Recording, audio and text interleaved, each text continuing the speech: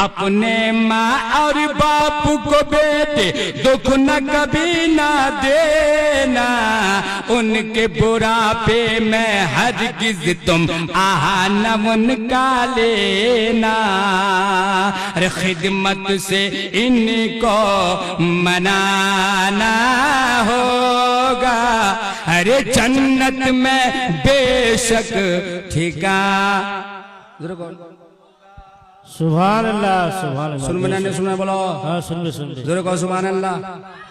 अगर जलसा मनाने के बाद नमाज छोड़ देना कामयाब होता तो कुरान ने क्यों कहा है ज़कर अस्मा रब्बिही, और आपने रब के नाम का जिक्र किया, जिस्म दा पाक होल, दिल दा पाक होल, फिर अल्लाह को ये अपने रब के नाम का जिक्र किया। अच्छा जिक्र को लाई जिक्र कर सकना, ला इलाहा इल्लल्लाह, ला इलाहा इल्लल्लाह, ला इलाहा इल्लल्लाह मुहम्मदुर রাসূলুল্লাহ। আল্লাহর জিক্র কোন, দুরূদ শরীফ পড়ন, সালাম পড়ন। মা বইলা আচ্ছা করে শুনে লোক, আমরা বিলকুল দেশি কোচি মা ভালো করে শুনেলেন। একটা বাত শুনো।